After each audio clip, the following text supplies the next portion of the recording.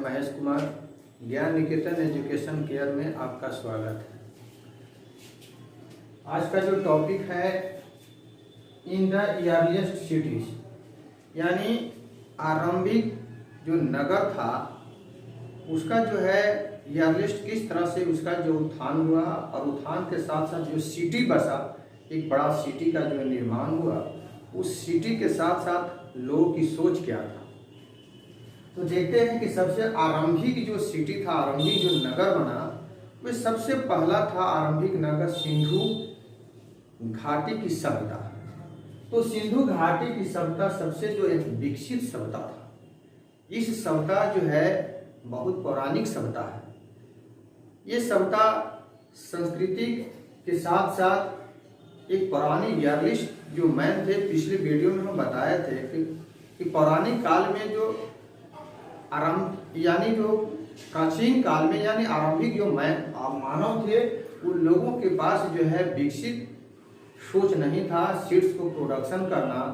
यानी बहुत सारे वैसे वैसे सीड्स थे जो उसको प्रोडक्शन करना और उसको अन्नागार या हड़प्पा की सभ्यता, मोहनजोदड़ो की सभ्यता, लोथल की सभ्यता, इस तरह की बहुत सारे ऐसी सभ्यता था जो विकसित सभ्यता था, जो आज उसकी सभ्यता जो है खंडहरों के रूप में जो है बचावाशेष जो है देखने को हमको मिलता है।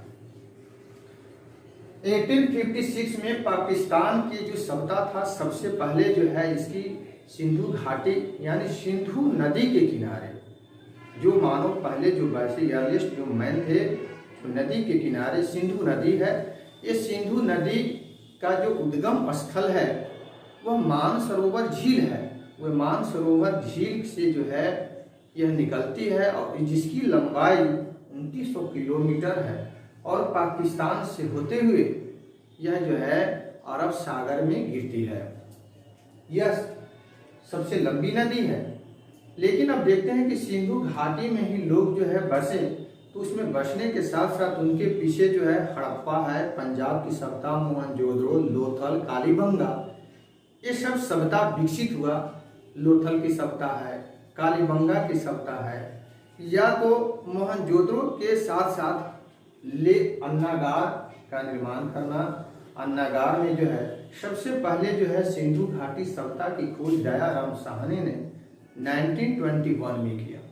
यानी उनकी सभ्यता का खोज था कि उसकी सभ्यता में लोगों को क्या विकसित था, सोच क्या था, साथ साथ अर्लीस्ट जो मैन थे उसने सिटी कैसे बसाया, एक बड़ा सिटी का जो निर्माण किए। उन लोगों के पीछे सिटी के साथ साथ उनकी जनसंख्या बचने का राज क्या था, क्यों बचने लगे।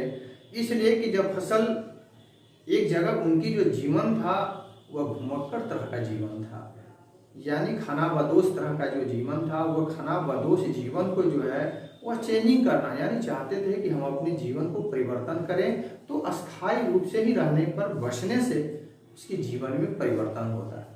तो जो फसल को एक बार जो है लगा देते, लगाने के बाद उसको छोड़कर के दूसरी जगह जाते हैं, तो ये फसल जो है बाढ़ से या किसी बाहरी जीव जंतु से जो है क्या हो जाता था, बर्बाद हो जाता है। इसलिए उन लोगों ने एक सोच बनाया कि जहाँ फसल का प्रोडक्शन होता है, सिंधु घाटी में हम लोग बसेंगे, रहेंगे, और रहने के बाद वहाँ की जो सभ्यता था, यानी बहुत पुरानी एक सभ्यता है, एक विकसित सभ्यता था, एक बहुत बड़ा शहर जो था जो विकसित था।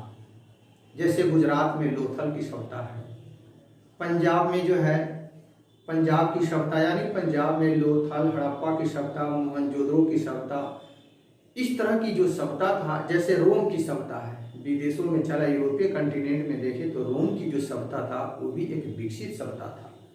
और ये विकसित सभ्यता के साथ साथ मानव जो सिटी बसाया वो सिंधु नदी के ही किनारे बसाया। इसलिए कि हर जो सुविधा था, उनकी जो आवश्यकताएं थी, वे सभी आवश्यकताओं की पूर्ति जो है वह नदी से, जैसे कोई भी वस्त्र को उसको वॉशिंग करने के लिए, जानवरों को, मवेशी को, या स्वयं उसको जो है प्लांट्स को या सीड्स को जो है पटाने के लिए, सींचने के लिए, उस तरह की उनको जो है पानी की आवश्यकता होता था। इसलिए वे नदी से ही आवश्यकताएं उनकी जो होता था पूर्ति कर लेते थे। सभी सब जो है उस तरह से जो है अपना ग्रहण कर लेते थे। लेकिन यह जो सभ्यता जो है सबसे पुरानी सभ्यता है। सिंधु घाटी की सभ्यता जो है सबसे पुरानी सभ्यता है और धीरे धीरे मानव जो है अपने बड़ा बड़ा शहर बसाने लगा। सिंधु से जो है सिंधु घाटी की सभ्यता के बाद बहुत से वैसे जो है जैसे गंगा की घाटियों में भी लोग बसने लगे। जैसे हड़प्पा की सभ्यता है कि साथ मोहन हड़प्पा की जब सभ्यता जो है उसके बाद सिंधु घाटी के बाद जो सभ्यता है वह हड़प्पा की सभ्यता है। हड़प्पा की सभ्यता एक विकसित सभ्यता था जो आज वह सभ्यता पूरी तरह से समाप्त हो गया। मानो उसको जो है खंडहर के रूप में यानी खंडहर के रूप में हमें दिखाई देता है। सबसे पहले जो है इसकी खोज जो है 1800 जो है 1921 ईस्वी में दयाराम साहनी ने खोज किया, लेकिन 1853 ईस्वी में जब हमारे यहाँ रेलवे का स्थापना मुंबई से थाने के बीच हुआ तो सबसे पहले लॉर्ड डलहौजी जो है एक गवर्नर जनरल ब्रिटिश का बनकर आया था। उसका सोच था कि सिंधु घाटी की सभ्यता में लोगों की कौन कौन सी ऐसी सभ्यता जो विकसित था, घर बनाने का उन लोगों का तरीका क्या था, तो पक्की ईंट था। पक्की ईंट के साथ साथ जो है उसको अन्नागार था, अन्नागार जिसको कहते हैं, जहाँ जो है स्नान गृह जिसको कहते हैं, अन्नागार अन्न को रखने की जो संग्रह करने का उन लोगों का एक सोच था। जिस तरह से आज भी हम मानव लोग क्या करते हैं कि अनाज को संग्रह करते हैं, जैसे कोल्ड स्टोर में रखते हैं, बड़ा बड़ा कोल्ड स्टोर होता है, उस कोल्ड स्टोर में क्या करते हैं कि स्टोर करके रख देते हैं। जैसे FCI होता है, FCI में भी जो है अनाज का संग्रह होता है। उसी तरह से उस समय भी यानी सिंधु घाटी की सभ्यता में उस तरह की जो सभ्यता था प्राचीन काल में भी लोग जो है उसमें जो है संग्रह करते थे। और उसके बाद जो है 4700 वर्ष पूर्व इस तरह की जो सभ्यता है, सबसे पहले मानो कितनी सोच था कि वो लोग जो है जो प्रोडक्शन होता था वह सीड्स को प्रोडक्शन करने के बाद वे एक ट्रांसफॉर्मेशन करते थे। ट्रांसफॉर्मेशन करना यानी ट्रांसफर करना one place to another place, यानी उसको जो है ले जाते थे। उसी एक तरह की क्रांति था, रिवोल्यूशन था उन लोगों में। जैसे बैलगाड़ी का जब खोज हुआ, सबसे पहले अर्ली मैन ने बैलगाड़ी का खोज किया। बैलगाड़ी जो लकड़ी का बना हुआ होता था, उसी से जो है एक क्रांति हुआ, लोग की जो क्रांति की सोच बना और धीरे धीरे जो है टेक्निकल यानी टेक्निक की जो है बसने लगे। धौलागिरी है, सुरकोंडा है, इस सब की जो सभ्यता है वो सबसे विकसित सभ्यता था। तो इस तरह की जो प्राचीन सभ्यता है, जैसे सभ्यता और संस्कृति दोनों जो है एक यहाँ की कल्चरल था। सबसे पहले जो है ब्रिटिश जो है यहाँ सिंधु घाटी की जो सभ्यता था वो सभ्यता जो है पढ़कर यहाँ की पूरी तरह से जो है परखे। और सबसे पहले जो है कलकत्ता के सोसाइटी में जेम्स प्रिंसेप नामक एक जो है विद्वान, ब्रिटिश विद्वान था, उसी व्यक्ति ने सबसे पहले इस चीज़ की सभ्यता को पढ़ा और दयाराम साहनी ने इस सभ्यता का उत्खनन किया। यानी सिंधु घाटी की सभ्यता में जो है वह जो है उत्खनन हुआ। उत्खनन करने से बहुत सा अवशेष मिला, जैसे जानवरों की हड्डी मिलना, मानव की हड्डी मिलना। यानी इससे स्पष्ट होता है कि मानव उस समय भी जब मृत्यु होता था लोग गाड़ने की प्रथा था। वो लोग क्या करते थे कि जानवरों या मवेशी या मानव को गाड़ने की प्रथा था, जिसका पता जो है कार्बन डेटिंग यानी कार्बन डेटिंग 14 से हम लोग जो है किसी भी जीव जंतु का आयु का एज का हम लोग क्या करते हैं उसे पता लगाते थे।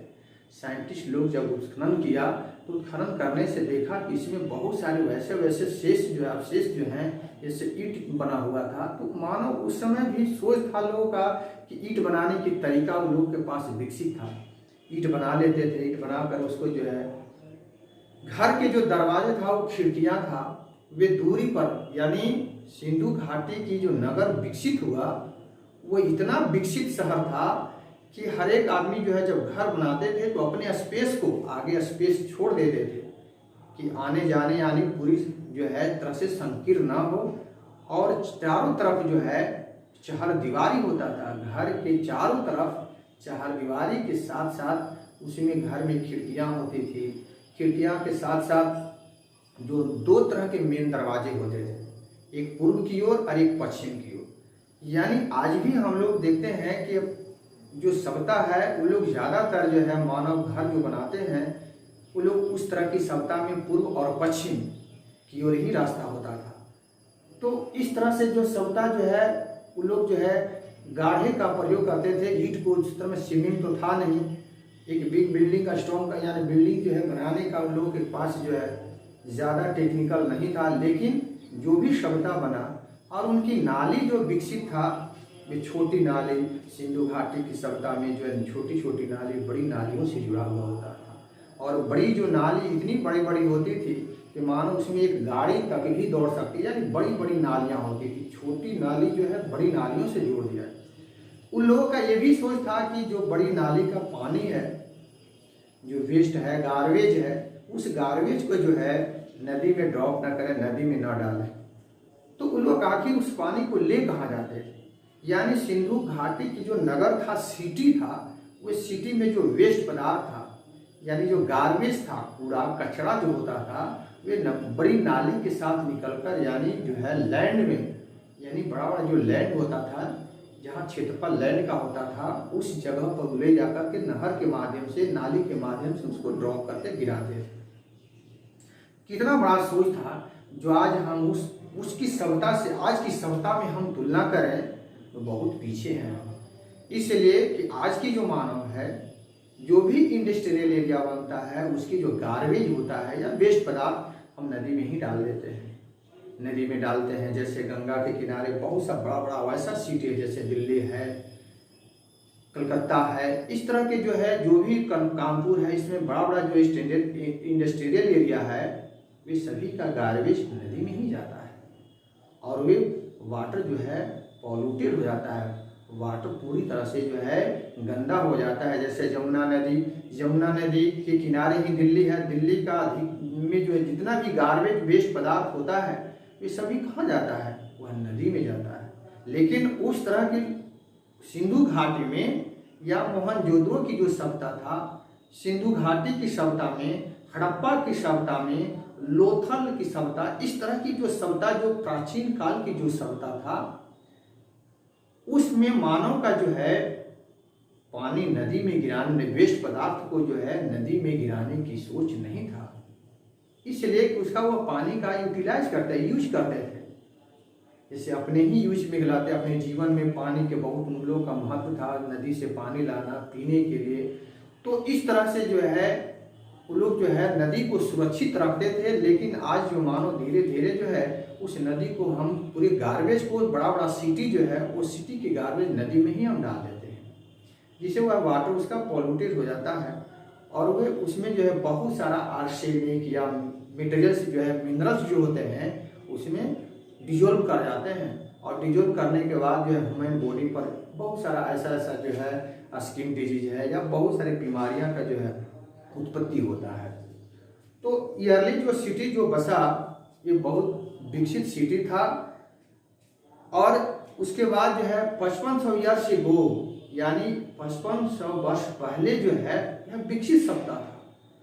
सोचिए 5500 वर्ष पहले जो मानव की इतनी बड़ी सोच था कि नदी को सुरक्षित रखना, जानवरों को सुरक्षित रखना, सीड्स को उपजाने की टेक्निकल ढंग से खेती करना, ट्रेसिंग फार्मिंग करना, या ट्रेसिंग फार्मिंग के साथ साथ जहाँ जो लैंड की व्यवस्था था, हर जैसे ब्लैक सॉइल है, सैंडी सॉइल, लेमी सॉइल, हर एक सॉइल में सर्च करके उस तरह की जो है प्रोडक्शन को लगाना, उन लोगों का इतना माइंड सोच था कि हर जगहों पर उसको लगाने के पीछे पीछे उनका रहस्य भी था। खोजते थे, सर्च करते थे। हमेशा उन लोगों का सोच जो था वह वैज्ञानिक दृष्टिकोण से लगाते थे। प्लांट्स को लगाना, तो उसी के ढंग से प्लांट्स को लगाना, ट्रेसिंग फार्मिंग करना। इसे ट्रेसिंग फार्मिंग होता है, जैसे जो भी पहाड़ी एरिया है या पथरीली एरिया है, उस जगह पर जो है, जैसे आसाम है, तो आसाम में ज़्यादातर चाय की ही खेती होता है। तो चाय की खेती में जो है उसका ट्रेसिंग जो फार्मिंग होता है, वो ट्रेसिंग फार्मिंग करना, जैसे सीढ़ीनुमा बनाना, लैंड को सीढ़ीनुमा होता है, इसलिए उसको पानी की ज़्यादा आवश्यकता नहीं होता है। और जो जिस प्लांट को, जिस पौधे को ज़्यादा पानी की आवश्यकता होता है, उसका लैंड जो होता है वो प्लेन होता है।